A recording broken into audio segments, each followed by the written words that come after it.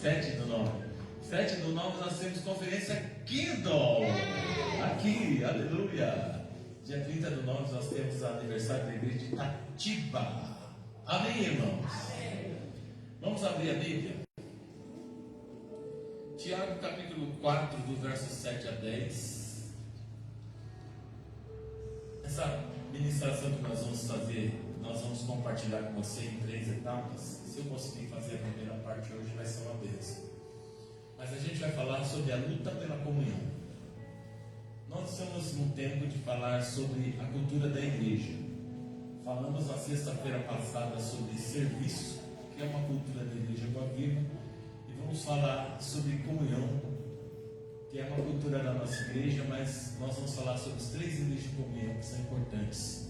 E hoje eu vou falar sobre a luta pela comunhão com Deus. Amém? Tiago 4, do 7 a 10. Quem achou fala aleluia. Aleluia. Quem não achou fala não achei. Escola de crescimento com o pastor Mateus. Já está na aula 2 e tem que fazer os exercícios. Por favor, né? Vamos ler? Repete comigo assim: sujeitai-vos, pois, a Deus. Resistir ao diabo, e ele fugirá de vós. Chegai-vos a Deus, ele se chegará a vós. Limpai as mãos, pecadores, e vós, de duplo ânimo, purificai o coração, senti as vossas misérias, lamentai e chorai. Converta-se o vosso riso em pranto, e a vossa alegria em tristeza. Humilhai-vos perante o Senhor, e Ele vos exaltará. Amém. Vamos orar. Pai, obrigado. Pedimos a Ti, Espírito Santo, que conduza nosso coração nesse tempo, Pai, para aprendermos sobre o que é a luta pela comunhão, Senhor, como vai ser importante para mantermos, Pai querido, nosso relacionamento com Deus. Fala conosco, porque esses são os ministros da Sua casa, Senhor. Cada um deles, Pai, aqui servem nesse tabernáculo, Senhor, como oficiais da Sua presença. E eles são levantados como colunas de Deus para esse tempo, Pai. Em nome de Jesus. Amém e amém. Vamos aplaudir Jesus. Amém. Irmãos, o desejo do nosso coração era que todo mundo que é voluntário na igreja estivesse aqui na sexta-feira. Esse é um dos requisitos que a gente vai começar a observar e fazer alinhamento com aqueles que não participam das sextas-feiras aqui, exceto por trabalho ou escola. Por quê, irmãos? Porque o ofício ministerial, ele não é para qualquer pessoa. Amém, irmãos? Posso ouvir um amém? Amém. Diferente de como algumas pessoas pensam, né? Nós pensamos que o ofício aqui na igreja, o voluntariado, é um serviço sacerdotal. Posso ouvir um amém? E para nós isso é muito sério, tá? É por isso que a gente prima tanto para estar aqui. Este culto é o nosso culto de ensino. Amém, irmãos? E o ensino é também um dos fundamentos nossos. E que isso alicerça a nossa vida. O que a gente vai falar hoje é sobre a luta pela comunhão. Eu quero te mostrar que existem ladrões de comunhão. Amém, irmãos? Você já percebeu ou já notou que muitas vezes para orar, para ir ao culto, para ofertar, para fazer a obra de Deus aparece impedimento? Quem já teve algum impedimento quando foi sair para vir para o culto? Alguém? Quem tinha colocado já um propósito no seu coração, por exemplo, com a sua vida de ofertório, e de repente apareceu uma dívida grandona assim, e você falou: e agora? O que eu faço? Dizime ou paga a conta? Alguém já passou esse dilema na vida? Todo mundo passa. Agora veja uma coisa: por que essas coisas acontecem, né? Por que elas acontecem e você não esperava que acontecesse? E elas se tornam às vezes empecilhos para a comunhão com Deus, para a comunhão com a família, a comunhão com a igreja. Um dos princípios da nossa cultura é a comunhão. A comunhão com Deus, diga assim: comunhão com Deus, comunhão com a família e comunhão com a igreja. Fala de novo: comunhão com Deus,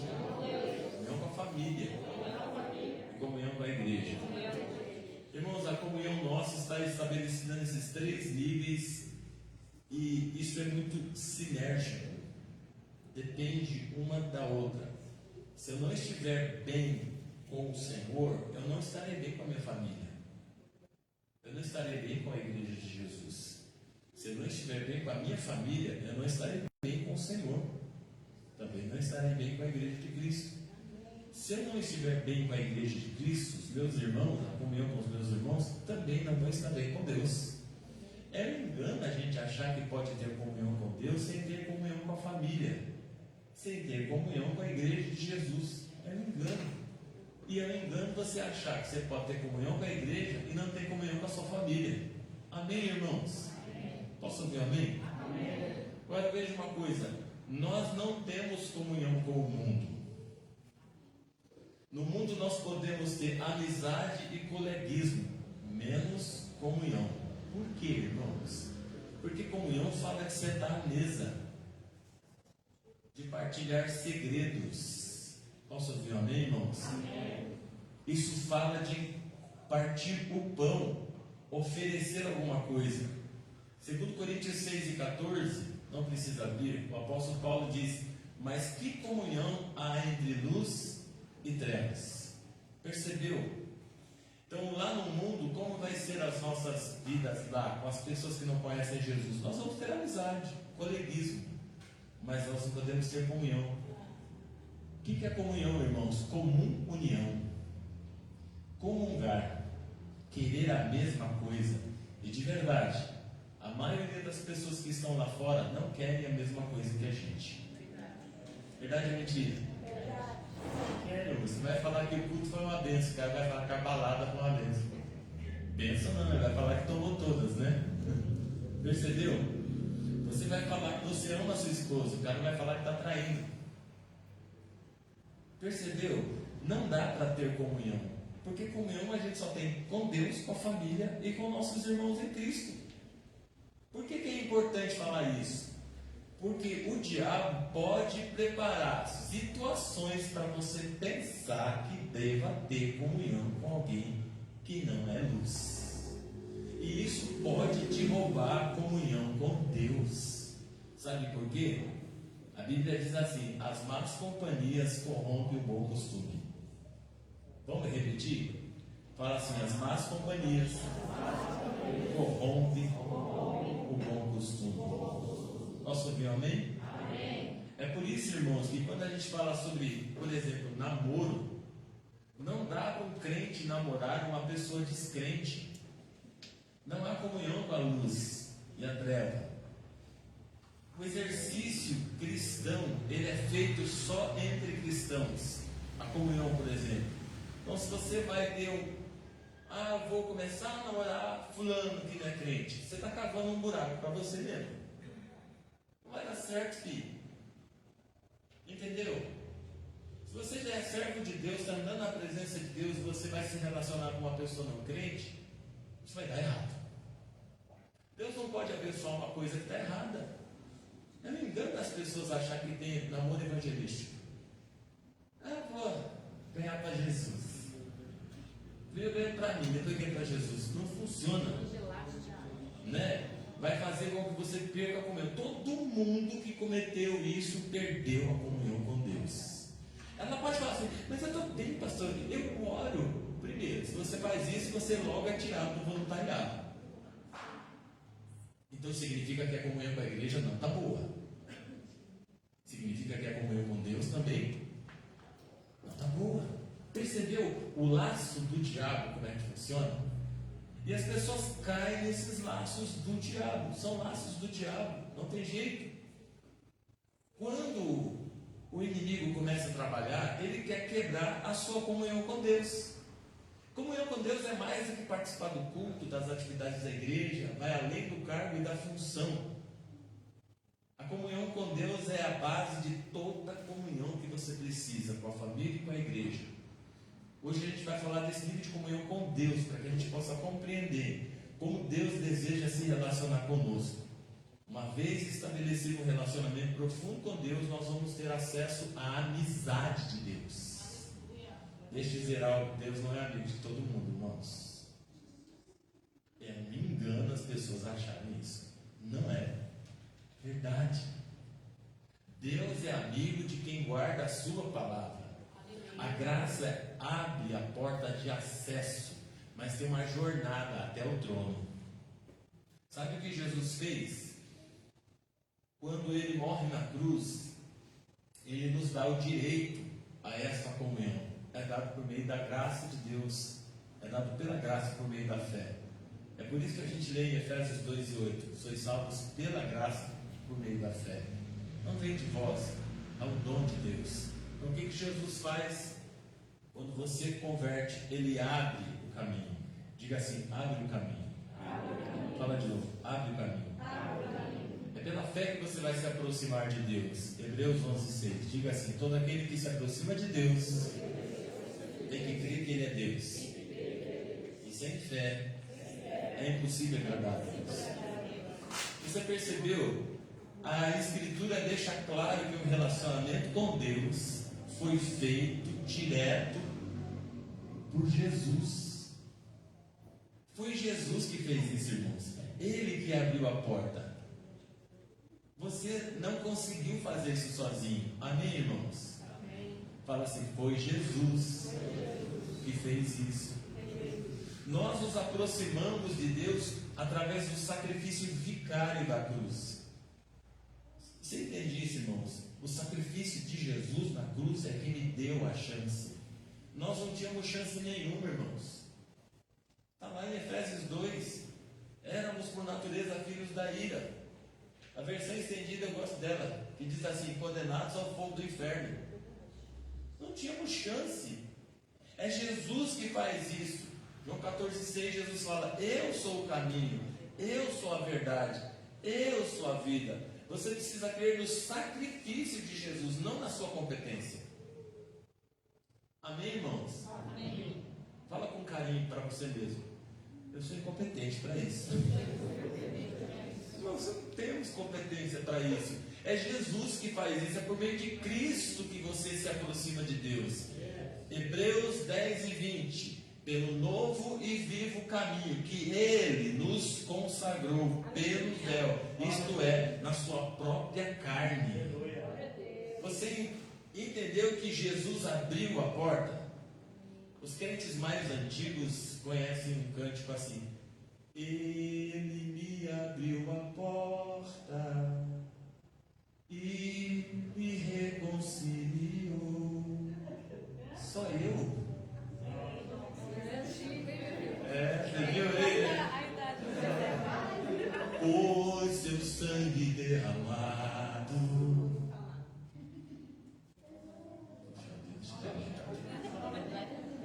O Senhor nos libertou. É uma verdade. Eu vou fazer um culto só de música antiga. Verdade. Vou fazer. Vai ser só o cancioneiro evangélico, né? Vai eu cantar todas essas músicas.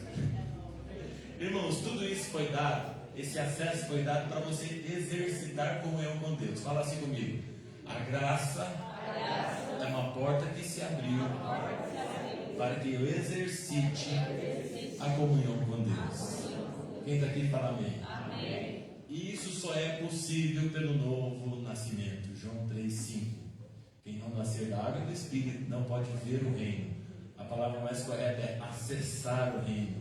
Não tem acesso. Então qualquer pessoa que ele não tenha nascido de novo, escute isso: não tem comunhão com Deus. O fato de eu citar alguém não significa que eu tenho comunhão com ele. Amém ou não amém? Amém. Quem já ouviu falar do Silvio Santos? Você tem comunhão com ele? Não. Você pode até saber onde ele nasceu, só pegar a biografia, né? Amém ou não amém? Mas você não tem comunhão com ele. Percebeu? Agora, sua mãe, você sabe o nome dela? Sabe onde ela nasceu? Sabe os gostos dela? Sabe quando ela está brava? Quando ela está feliz? Então com sua mãe você tem comunhão. Percebeu o que é comunhão com Deus? É esse nível. Se eu não sei quando Deus se se chateia por algo, se eu não sei quando Deus se alega com algo, se eu não sei qual é a vontade de Deus, eu não tenho comunhão com Ele. Você percebeu que muita gente não sabe o que é comunhão com Deus? A comunhão precisa entrar nesse nível. Agora diga assim, é um exercício. Amém? Jesus morre na cruz para te dar o acesso. O que você está fazendo com o acesso? A porta se abriu, mas se você não andar pelo caminho, você não chega lá. É por isso que Hebreus fala pelo novo e vivo caminho. Significa o quê? Tenho que andar. Fala para o teu irmão, você tem que andar, viu? Amém? O sacerdote, para chegar no Santo dos Santos, tinha que andar. Tinha que passar pelo o lugar dos gentios, pelo santo lugar, até chegar no Santo dos Santos. Tinha que andar. Então não pense que o cristianismo é só a porta. A graça é a porta. Mas você precisa do relacionamento. Você precisa cultivar isso. Como manter aquilo que nos foi dado. Manter a comunhão é papel seu, não de Deus. Somos nós que lutamos pela comunhão, irmãos. Se existe alguma coisa que eu tenho que lutar, é pela comunhão. É uma luta de fé. Não é com armas carnais, mas com armas espirituais, porque existem ladrões da comunhão. O foco que eu quero falar hoje não é sobre práticas espirituais, oração, meditação, culto a Deus, serviço, missão. Não, eu quero falar sobre uma luta interna que você precisa lutar para manter comunhão. Por isso Paulo ele diz o seguinte: combati um bom combate. Que combate que Paulo combateu? Quando eu estava olhando sobre esse texto aqui, debruçado sobre a Bíblia para pensar sobre ele, eu creio que Paulo também lutava pela comunhão, porque ele dizia assim: não que eu tenha alcançado, mas eu prossigo para o alvo. Amém ou não amém? Dia após dia você vai ter inimigos que vão querer roubar você da presença de Deus. E a Bíblia diz que ninguém, sabe o que Jesus falou? Ninguém vos arrebatará da sua mão. Como que Deus vai fazer isso? Será que é uma coisa assim meio mágica? Não. Ele te dá armas necessárias para você lutar. O próprio Deus provê. Por isso Paulo diz que as armas da nossa milícia não são carnais. A prática da comunhão é o resultado de um coração piedoso e devotado. Então, prática de vir à igreja, de ler a Bíblia, de orar, sabe essas coisas todas que a gente fala? Ela é o resultado de um coração piedoso e devotado a Deus. Porque se eu fizer todas essas práticas espirituais sem o genuíno temor, nenhuma delas vai me manter na presença de Deus, porque eu estou cansado de ver gente que começa bem. Ora, gente, eu vim para a igreja, não tem encontro empolgado, não dá? Até leu a Bíblia, tem que ler a Bíblia 50 vezes. Mas está diabo ainda. Conheço uns assim, está diabo. Leu a Bíblia, um monte de vezes. Está diabo. Você percebeu? Se as práticas espirituais não for movidas por um senso de temor a Deus, você vai fazer durante um tempo e depois vai parar. É Deus que opera em nós o querer e efetuar, e toda essa capacitação para vencer esses ladrões da comunhão vem do próprio Deus, e Ele está fazendo isso por nós aqui hoje. Amém. Por quê, irmãos? Porque nós temos inimigos que tentam roubar a nossa comunhão. O livro de Tiago, ele fala nesse contexto, não está falado claramente, mas a gente vai descobrir que ele fala sobre o diabo, a carne e o mundo.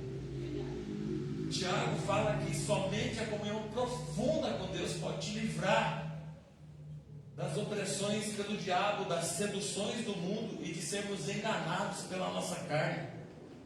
Nós somos oprimidos por Satanás muitas vezes. Nós somos seduzidos pelo mundo e enganados pelo nosso próprio coração. São essas coisas que nos roubam a comunhão. Amém ou não amém, irmãos? Há uma guerra que você tem que travar pela comunhão. E a gente precisa compreender que não é preciso você trabalhar para ser salvo, mas é preciso você trabalhar para manter sua relação com Deus. Quem está aqui, irmãos? trabalho pela tua salvação foi feito em Jesus, mas manter a comunhão é uma luta diária, é um combate de fé real. Então o que a gente vai falar hoje do primeiro ladrão, o diabo? Ele é um ladrão de nossa comunhão, irmãos. Sabe o que Tiago diz? Sujeitai-vos, pois, a Deus. Fala comigo, sujeitai-vos, pois, a Deus. Resistir ao diabo, e ele fugirá de vós. Quem está aqui, amados? Quem está aqui fala glória a Deus? Pastor, quer dizer que o diabo pode roubar a minha comunhão com Deus? Sim. Como é que você sabe disso? Porque Jesus falou para Pedro o seguinte: ô Pedrão, Satanás pediu para cirindar sua alma, viu? Mas eu intercedi por vocês. É verdade isso, não, irmãos? Você vai ver lá em Mateus 16, Jesus olhando para o camarada que tinha tido uma revelação sobre quem é Jesus. O mesmo Jesus falando para ele assim: afasta-te de mim, Satanás. Você está aqui, amado? 1 João 5,18, João escreve o seguinte: sabemos que todo aquele que é nascido de Deus não vive na prática do pecado, mas o que é de Deus preserva-se a si mesmo e o maligno não toca. Posso ouvir um amém? O maligno não toca no crente fiel, irmãos. Mas escute, ele não pode tocar no espírito do crente. Amém, irmãos? Você está aqui? O que Deus disse para Satanás acerca de Jó: toque em tudo, menos na vida. A vida está onde? No espírito. Satanás não pode tocar no espírito do crente, mas ele pode oprimir sua alma, ele pode oprimir seu corpo, pode infestar a sua mente e pode influenciar você. Por incrível que pareça, irmãos, e tudo isso para fazer com que a nossa comunhão com Deus seja roubada. Como que ele faz isso? A gente vai olhar algumas coisas. É por isso que às vezes você vê cristãos oprimidos na alma, abatidos, desanimados. É verdade ou não? Você já sentiu desânimo? Você acha que é Deus que fez isso? Enfermidades que persistem. Você acha que é Deus que fez isso? Não, irmãos. Existem enfermidades que elas são setas demoníacas para te roubar da comunhão com Deus. Isso é muito sério. Elas podem acontecer, elas podem acontecer. Satanás não tem um acesso ao seu espírito, mas ele pode vir contra a sua mente, pode vir contra a sua alma. Ele pode colocar pessoas do seu lado para te influenciar a fim de derrubá-lo. Aquele vizinho, filho da vaca de Faraó. É vaca de Faraó? Égua de Faraó? É esse negócio aí que vocês falam. Sabe? Pode colocar. Pode acontecer. Se eu não entender, não tiver discernimento, eu posso quebrar minha comunhão com Deus por causa disso daí, irmãos. Quem está aqui? Então ele pode oprimir, infestar e influenciar. Então o que eu vou fazer para vencer? Eu vou me sujeitar a Deus. A gente faz isso crendo na palavra do Senhor. A palavra vai mostrar para nós que existem armas de defesa e armas de ataque. Você vai perceber em Lucas 4 que Jesus enfrenta Satanás com a palavra. Amém ou não amém? Amém. Em Efésios capítulo 6, do 10 ao 18, eu não preciso abrir, a gente vai citar algumas coisas. Paulo está falando que você precisa tomar a armadura. O diabo ele não respeita as nossas crenças, ele respeita a palavra. Então quando a Bíblia diz sujeitai-vos, pois, a Deus, é permitir que a única ordem que está sobre a sua vida seja a ordem de Cristo Jesus. Como é que você se sujeita a Jesus? Se sujeitando à palavra de Jesus, amém? Tiago 1,21 nos diz que você precisa se sujeitar à palavra que está sendo pregada a você, porque ela é capaz de te salvar, amém? E ele está falando com quem, irmãos? Com crentes. Quando Paulo diz assim, revestivos de toda a armadura, ele está dizendo o seguinte: coloque sobre. Você entendeu isso ou não? Sobre, ao ponto de que não veja a roupa de baixo. Sobre, sujeito. Quando você coloca o sobretudo, não se vê a roupa de baixo, só se vê a que está por cima. Paulo está falando a mesma coisa que Tiago. Amém ou não amém, irmãos? Diga assim: revestidos de Cristo. Fala assim: sobreposto. Fala assim: colocado por cima. Posso ouvir amém? Isso é sujeição à palavra. E ninguém pode vencer o roubador da comunhão se não for submisso à palavra de Deus. Então é por isso que às vezes você vê crentes sob influências malignas. Você vê crentes oprimidos na alma, cheios de depressão, irmãos. Irmãos, a gente tem que parar de chamar de doença o que é pecado. Amém? Porque a psicologia está sempre dizendo que não sei, não é de comportamento. Não, irmãos. Não. Você não vê Jesus mandando ninguém para o psicólogo. Você vê Jesus falando para o diabo assim: saia. Você está aqui? Irmãos, eu não tenho nada contra psicologia. Mas o evangelho é suficiente. Se o evangelho não for suficiente, acabou tudo. Vamos pegar tudo embora e largar, deixar tudo na mão do psicólogo. Não é verdade. Porque essa coisa de modernizar está nos tirando a autoridade que nós temos. E uma pessoa, quando entra nesse estado de depressão, ela para de orar. Ela para de vir à igreja. Daqui minha esposa passou por isso, eu sei o que eu estou falando, irmãos. Percebeu que isso é Satanás te roubando da presença de Deus? Isso aqui hoje abrindo os seus olhos e te mostrando que você tem uma guerra pela comunhão que você vai ter que travar em nome de Jesus, irmãos. Quem está aqui? Quem está aqui, irmãos? Tem crente sob influência demoníaca, não consegue largar pornografia de jeito nenhum. Isso é influência demoníaca. Sabe por quê, irmãos? Porque pornografia é satanismo. Não sabiam? Pornografia é satanismo. Uma vez, por que estão assim? Não foram submissos à palavra de Deus. Perderam a comunhão com Deus. Eles não conseguem mais orar, não conseguem servir no templo, não conseguem dedicar seus talentos ao Senhor, com as suas competências, habilidades, nem mesmo seu dinheiro, principalmente o dinheiro, porque foram roubados da comunhão, irmãos. Roubados da oração, roubados do servir ao Senhor. E tudo passa a ser uma obrigação. Por isso estão doentes, estão fracos e por isso dormem. 1 Coríntios capítulo 11. Está lá na Bíblia. Percebeu? Paulo diz assim: por isso há entre vós muitos fracos e doentes, muitos que dormem, porque não discerniram o corpo. Troque essa palavra corpo por comunhão. Amém ou não amém, irmãos? Por quê, irmãos? Porque corpo é comunhão. Somos um com Deus e um entre nós mesmos. É verdade ou não? 1 Coríntios capítulo 11, lá para o verso 23, 24, tá? Eu só citei o capítulo, né? Não citei os versículos. Você percebeu? Então existe uma trama de Satanás. Diga assim: uma trama de Satanás para roubar a comunhão.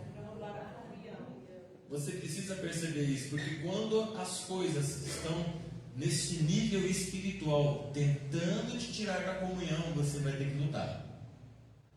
Quem está aqui, irmão? Amém. Levanta a mão direita e fala assim: o Espírito Santo me deu armas de ataque e armas de defesa. Hoje a gente vai tentar falar um pouco delas. Existem duas armas: o sangue de Jesus e o nome de Jesus. O sangue de Jesus é uma arma de defesa. Vocês estão aqui? O nome de Jesus é uma arma de ataque. A Agora deixa eu te levar a compreender. Quando a gente fala assim, o sangue de Jesus tem poder, alguém já falou isso? Amém. Não é o sangue pelo sangue, é o que o sangue fez. Amém, irmãos? Amém. Não é o sangue pelo sangue, porque senão daqui a pouco a gente vai criar aquela teoria que uma gotinha do sangue achado na lasca da cruz, lá não sei na onde, foi usada, foi usada para destruir aquele demônio, né? Tem até filme disso, né? O cara achou a lasca da cruz e tinha uma gota de sangue e foi lá e exorcizou o demônio, né? Não é o sangue pelo sangue, não. Na verdade, o sangue em si de Jesus já foi, já. Não existe mais, né? Tanto que quando Jesus ressuscita, ressuscita sem sangue. Vocês estão aí ainda? Ele tem as marcas da mão, o furo, mas não tem sangue. Amém? Porque a Bíblia diz que todo o seu sangue foi vertido. Quando é que o sangue de Jesus tem poder? Porque o sangue de Jesus é uma arma de defesa, é uma arma de proteção. Porque, irmãos, é sobre o que o sangue fez. E hoje eu quero falar para você, usando o paralelo de Paulo, em Efésios capítulo 6, ele fala de 5 armas de defesa: capacete, escudo, couraça, cinturão e sandálias. Amém, irmãos? Amém. São armas de defesa ou não? Amém. O escudo é uma arma de defesa? Sim. O capacete é uma arma de defesa? Sim. O cinturão é uma arma de defesa? A couraça é uma arma de defesa? E a sandália é uma arma de defesa, sim ou não? Sim. Você percebeu o que Paulo, usando essa alegoria das armaduras, ele está falando sobre o sangue de Jesus. Como eu posso vencer um ataque do inferno que vem contra a minha vida para roubar a minha comunhão? Primeiro eu preciso usar o sangue de Jesus, colocar o sangue de Jesus sobre isso. Ah, pastor, eu creio que o sangue é bom. Sim, mas o sangue pelo sangue faz alguma coisa? Não, é o que o sangue fez por você lá na cruz do Calvário. Quando Paulo diz, coloque o capacete da salvação, ele está querendo dizer, o sangue de Jesus, ele te libertou. Você não é mais escravo, você agora é livre pelo sangue de Jesus Cristo de Nazaré, meu irmão. Então quando o diabo vem para te prender com alguma enfermidade, quando ele vem para te prender com alguma seta maligna, ou até mesmo com algum pecado, você tem que se lembrar que o pecado não terá domínio sobre a sua vida mais. Você tem que mostrar para o diabo o que Jesus fez por você lá na cruz do Calvário. Você não é escravo da doença, você não é escravo do pecado, você não é escravo do mundo. Você tem um Senhor sobre a sua vida, Ele te salvou. Aleluia. Levanta a mão direita e fala assim: Jesus me salvou. Fala assim: eu sou redimido pelo sangue de Jesus. Quem está aqui fala amém.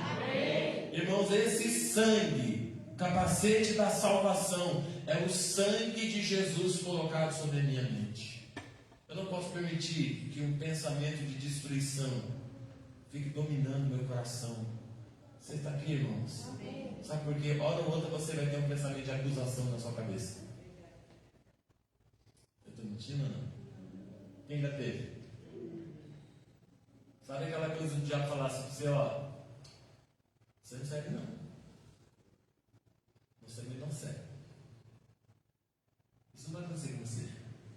E aí aqueles pensamentos começam a vir de uma forma para tentar te destruir. Ao ponto de você falar o seguinte: quer saber? Nem vou na igreja hoje. Quer saber? Eu vou parar de fazer tudo. Está dando tudo errado mesmo. Alguém já falou assim? Só para nós aqui, para mostrar. Não tá bom, cara. Não me deixa sozinho com isso. Já aconteceu comigo. Acontece. Se você não botar esse sangue de Jesus sobre a sua cabeça, então, pastor, aonde eu boto o capacete da salvação, que é o próprio sangue? Põe aqui sobre a sua cabeça. Você precisa saber o que Jesus fez por você aqui na sua mente. Sabe por quê? Tudo isso está na renovação da sua mente, da maneira como você pensa sobre aquilo que está feito lá na cruz pela sua vida, meu irmão. Posso ouvir um amém? Amém. Diga assim: coloque o sangue de Jesus sobre a sua mente. Fala assim comigo: Jesus é poderoso para me libertar. Diga assim, Ele me salvou. Diga assim, eu não pertenço ao mundo. Fala assim, eu sou livre. Fala bem alto para o diabo ouvir. Fala, eu sou livre. Levanta a mão direita. Você foi salvo do pecado. Você foi salvo da enfermidade. Você foi salvo das acusações do diabo. Você foi salvo por Jesus. Dê um aplauso a Jesus. Você está salvo. Amém. Outra arma de defesa baseada no sangue de Jesus. Fala assim, escudo da fé. Escudo da fé. Irmãos, é tão engraçado a Bíblia, porque ao mesmo tempo que ela fala que você é livre, ela diz que você é o Senhor. Amém, irmãos? Amém. Olha para o teu irmão e fala, Jesus é o seu Senhor. Fala para ele reina sobre a sua vida. Você sabia que a fé é sobre o senhorio de Cristo? Por quê? Porque a Bíblia diz assim, creia no Senhor. Esse escudo da fé é sobre um Senhor. Por quê, irmãos? Porque os escudos traziam nele, estampado, a foto do imperador. Você está aqui ainda? Quando o escudo era levantado na guerra, a foto de quem o inimigo via? Davi mandou colocar no seu escudo uma estrela. E quando levantavam o escudo na guerra, todo mundo dizia, é a estrela do rei Davi. Quero te dar uma notícia, você não é dono de você. Sabe o que Pedro diz? E fostes comprados por alto preço. Irmãos, a gente precisa se arrepender das decisões que a gente tomou sem consentimento de Jesus. Todas as decisões que você tomou sem consentimento de Jesus deu campo para o diabo. O escudo era a bandeira do rei. Significa que você tem que ter uma consciência plena de que você não é dono da sua vida. Você não faz o que você quer. E você vai fazer aquilo que Jesus te falar. E a Bíblia diz isso. E não direis mais assim, farei isso ou farei aquilo. Mas direi assim, se o Senhor permitir. Então você não compra, não casa, não vende, não trabalha, não respira, sem o Senhor Jesus te falar. Por quê? Porque isso é proteção para você. Quando você tem o selo, significa que você pertence a alguém. Aleluia. Davi disse assim, fura a minha orelha. Por que fazia isso? O escravo, quando era alforrido, ganhava a carta de alforria, ele poderia escolher, dizer assim, não quero ir embora, quero ficar aqui com o meu senhor. Então o que ele fazia? Botava um brinco do lado esquerdo para dizer, sou um escravo liberto, mas eu amo o meu senhor e pertenço a ele do resto da minha vida. Você está aqui, irmão? Então sabe o que te protege? É você saber que você tem um Senhor na sua vida. Então quando Satanás vem infestar sua mente, você diz, minha mente pertence a Jesus. Quando ele vem infestar seu corpo, trazer doença, você diz, meu corpo é o templo santo do Espírito de Deus agora. Aleluia. Quando ele vem tocar nas suas emoções, você diz, o Senhor é o meu Senhor do meu coração. Você pertence a Deus, seu casamento é de Deus, sua vida é de Deus, seu carro é de Deus, suas finanças são de Deus, sua mente é de Deus. O escudo da fé é o sangue de Jesus. O que Paulo chama de escudo, o Tiago chama de sangue. O sangue que me protege. Diga assim, coraça da justiça. Põe a mão no seu coração e fala assim, inocente. Fala assim, livre da culpa. Sabe o que é ser justificado? É tornado justo, sem nenhum mérito. Não é por causa de nós, é o sangue que me justificou. Não é porque eu mereço, mas é que Jesus me fez santo, Ele me justificou. E por isso, eu não posso andar na injustiça do pecado, porque é um contrassenso. Se Ele me justificou, por que eu vou sujar meus pés? Se Ele me justificou, por que eu vou sujar minhas mãos? Ele teve um trabalho grande de me fazer justo diante de Deus. Então ele me torna inocente diante de Deus para que Deus, escute o que eu vou falar, para que Deus não me julgue. Irmão, se Deus te julgar, Ele manda você para o inferno de cabeça para baixo, só para você não ter chance de subir. Você entendeu, né? Quem mais para baixo? Não dá para subir. Ficou assim, nós fomos justificados para que Deus olhe para nós e veja a justiça de Jesus sobre nós. Então eu vou andar compatível com a justificação que eu recebi. Ele me justifica para que eu ande em justiça. Por que isso é importante, irmãos? Porque isso protege você da culpa. Porque tem uma coisa que o diabo faz: ele prepara o laço para você cair no pecado, e depois ele te massacra com a culpa. Estou mentindo, irmãos? Ele arma o laço, te seduz, e põe você lá. Depois que você cai, ele vem te massacrando com a culpa. Ele vem te falando: você não é nada, você não mudou, você é a mesma pessoa, você é um hipócrita, você não pode nem estar na igreja, você não tem direito de estar lá. Eu sei que é assim, irmãos, porque Satanás trabalha para te roubar da comunhão. Aí você não tem nem coragem de orar, e quando você vai dobrar o joelho e fala: Deus, eu não consigo nem orar, de tanta culpa que está ali sobre você, porque essa é a estratégia de Satanás. Muita gente parou na comunhão exatamente por causa disso. Esses dias alguém me ligou, mandou uma mensagem, na verdade, falou assim: pastor, eu quero tanto voltar, mas eu faço tanta coisa errada e eu não tenho forças para voltar. Eu falei: por que você não consegue voltar? Porque eu não me sinto bem, eu não me sinto limpo, eu não tenho condições, eu acho que eu sou uma pessoa podre e Deus não vai me receber, nem forças para orar eu tenho. Eu falei: isso é o diabo falando na sua cabeça, meu irmão. Você está dizendo que pode? Eu falei: não, eu estou dizendo que você precisa se arrepender.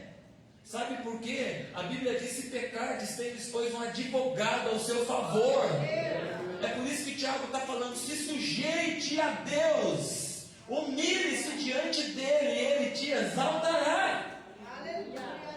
Aplauda Jesus. Coração de justiça. Então, quando eu me sinto culpado, o que eu preciso fazer? Eu preciso me arrepender. Eu preciso ficar exposto ao sangue de Jesus. E sabe o que acontece quando você se arrepende? O sangue é aspargido sobre você. Proteção. Ele nos livra da culpa. E sabe o que é legal? Quando a culpa é tirada do seu coração, você consegue se levantar e andar mais uma vez. Levanta a mão direita e fala assim: eu não vou ficar preso na culpa. Diga assim: há uma coraça de justiça que é colocada sobre mim pelo sangue de Jesus. Diga: quando eu me arrependo, Ele me justifica. Fala assim comigo: se o justo cair uma vez, 7 vezes mais, o Senhor o levantará. Dê um aplauso a Jesus. Coraça de justiça. Outra arma de defesa. Vou ter que parar por aqui, puxa vida. Fala assim comigo: verdade. Verdade. Quando Paulo fala sobre o cinturão da verdade, o sangue de Jesus, ele é a verdade. Por que é a verdade? Porque a verdade está revelada na sua palavra. O que Jesus fez na cruz, irmãos? Consumou sua palavra. Fala assim comigo: Jesus consumou a sua palavra na cruz do Calvário. Jesus é a palavra encarnada, assim como o Espírito de Deus é a palavra dentro de nós. Amém, irmãos? Amém. Você crê que o Espírito é a palavra? Amém. Por quê? Porque Jesus falou que o Paracleto viria. Sabe o que é Paracleto? Igual a mim. Se ele é a palavra encarnada entre nós, o Espírito de Deus é a palavra dentro de nós. O seu espírito sabe muito mais coisa que a sua mente. Amém, irmãos? Sabe qual é o segredo? É que você precisa encher a sua mente com a palavra, para que o espírito que já tem a palavra encontre a palavra na sua mente. Porque se o espírito rodar o HD aí na sua mente e não achar nada, só achar Netflix e YouTube, outras coisas mais? Instagram, só achar essas coisas. Você não vai conseguir andar em verdade. O apóstolo Pedro fala em 1 Pedro 1,23 que fomos regenerados por uma semente incorruptível que é a palavra de Deus. A verdade não é aquilo que eu sinto, a verdade é aquilo que está consumado na cruz. Quando Jesus derrama o sangue, aleluia, Ele consuma com seu sangue toda a palavra que é falada. Então deixa eu te dar um recado, não haverá uma nova revelação. O que nós estamos falando, a palavra já está revelada. Sabe o que Deus está fazendo conosco? Nos dando iluminação daquilo que já está dentro do seu espírito. Então o Espírito vai testificar no teu espírito que você é filho de Deus agora. A verdade é maior do que o sentimento, porque às vezes o seu sentimento quer fazer o que com você? Você está aqui ainda, irmão? Quantas vezes o teu sentimento já quis te enganar? Quantas vezes você achou que uma coisa poderia destruir você? Clamar pelo sangue é clamar por aquilo que Jesus consumou na cruz. Ele carregou ali nossos pecados, nossas enfermidades, todas as maldições. Por meio desse sangue nós fomos perdoados e curados, libertos, sarados, transformados e feitos filhos de Deus. Aplausos a Jesus. Isso é a verdade. O que você sente no seu corpo não é a verdade. O que você percebe na sua mente não é a verdade. O que você olha com seus olhos não é a verdade. Isso aí são fatos. Por que, pastor? Porque Paulo diz assim que o olho não viu, o ouvido não ouviu e não subiu ao seu coração. É o que Deus tem preparado para aqueles que o amam. Dê uma aplauso a Jesus. A verdade está consumada na cruz. Última arma de defesa. E a gente vai parar por aqui porque não dá para falar das armas de ataque. Diga assim: paz. Fala de novo: paz.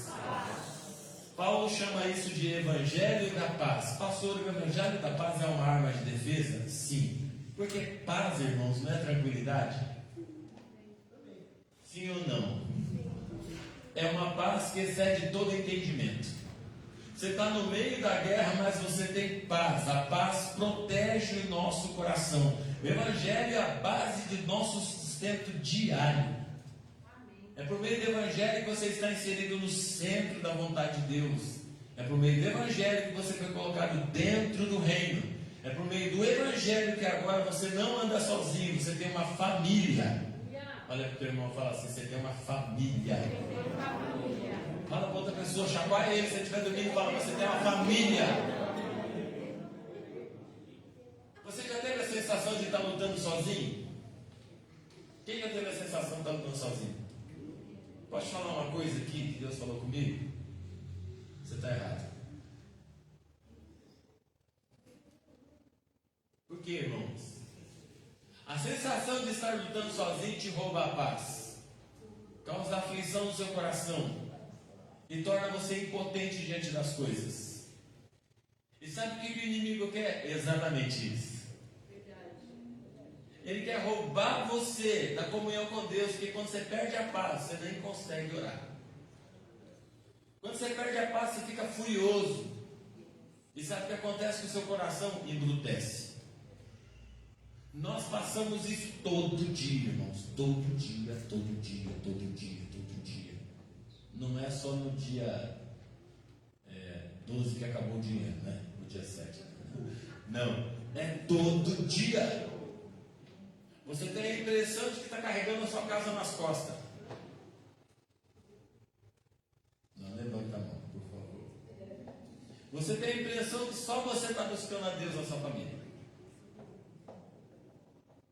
E você desejaria que os outros fossem um pouco mais. Estão mentindo, irmãos? Está vendo? Não? E isso te rouba a paz. Quando Paulo diz: calça as sandálias do Evangelho, ele está dizendo: proteja os seus pés. Entendeu? Você precisa caminhar e não pode parar. Amém, irmãos? Por isso que Deus só deu o olho para você na frente e não aqui. que é para você parar de olhar para trás e andar para frente. Eu estou enganado? É verdade. Essa paz que excede todo entendimento é para você compreender que Jesus tirou você de um lugar e te colocou num lugar de repouso. Aquele que habita o esconderijo do Altíssimo, a sombra do Onipotente descansará. Glória a Jesus. É o Evangelho que fez isso. Deixa eu dizer uma coisa para você: você não está lutando sozinho, sabe por quê? Primeiro, o Senhor Jesus disse o seguinte: eu vou estar com você todos os dias da sua vida. Aleluia. Posso ouvir um amém? Amém. Segundo lugar, o Senhor dá ordem a anjos ao seu respeito para que você não tropece com seu pé em pedra. Amém, irmãos? Amém. Terceiro lugar, porque não sois mais estrangeiros, mas sois membros da família de Deus. Aleluia. E as portas do inferno não prevalecerão contra a sua vida. Pelo amor de Deus, uma palavra de Jesus. Isso multiplica a sua paz. Amém? Fica de pé que dá para continuar. Sexta-feira a gente continua. Você vai sair daqui com as armas de defesa e aguardar sexta-feira que vem com as armas de ataque. Por que é importante proteger você? Por que Deus está interessado em te proteger, irmãos? Porque Deus tem um plano para a sua vida. O Senhor protegeu José lá no Egito, porque tinha que salvar a sua família. Deus protegeu Davi diante de Golias, porque tinha que salvar o povo de Israel dos filisteus. Sabe por que Deus quer nos proteger com seu sangue? Porque Ele quer que você seja um instrumento de Deus aqui na terra. Então eu quero que você guarde algo no seu coração em nome de Jesus, irmãos. As armas de defesa, todas elas estão dentro do sangue de Jesus. Quando Jesus estava lá na cruz derramando o seu sangue, Ele fez para te proteger. Feche os olhos, apaga as luzes, deixa o Espírito Santo ministrar o seu coração. As enfermidades não fazem parte da sua vida. As angústias não fazem parte mais da sua vida. A ansiedade que está roubando sua paz não faz parte da sua vida. Você não precisa ter picos de ansiedade. Sabe por quê? Porque Jesus consumou tudo lá na cruz. É mentira do diabo essas coisas. O sangue de Jesus tem poder. E esse sangue foi feito para te cobrir. E debaixo das suas asas nós estaremos seguros. Você não temerá o espanto noturno, nem a peste que anda na escuridão, nem a mortandade que assola ao meio-dia. 1.000 cairão ao seu lado e 10.000 à sua direita, e você não será atingido. Somente com os teus olhos olharás e verás a recompensa do seu inimigo. Nós precisamos deste sangue. É tempo de nós voltarmos a clamar e dizer: o sangue de Jesus tem poder, aleluia. É tempo de você se levantar aqui hoje para clamar pelo sangue de Jesus. E esse sangue vai cobrir você. Esse sangue que te salvou, aleluia. Este sangue que te dá paz, aleluia. Este sangue que traz o nome de Jesus sobre ti, que te justifica, que te traz a verdade da palavra. É sobre esse sangue. Então hoje o nosso chamado aqui de oração é dizer: Jesus, cubra-me com teu sangue, Senhor. É você falar: Jesus, cubra-me com teu sangue. E se por algum momento o seu coração quis parar, quis desistir da família, desistir dessa presença de Deus tão maravilhosa, desse chamado que o Senhor tem para a sua vida, você vai se arrepender e vai dizer: Jesus,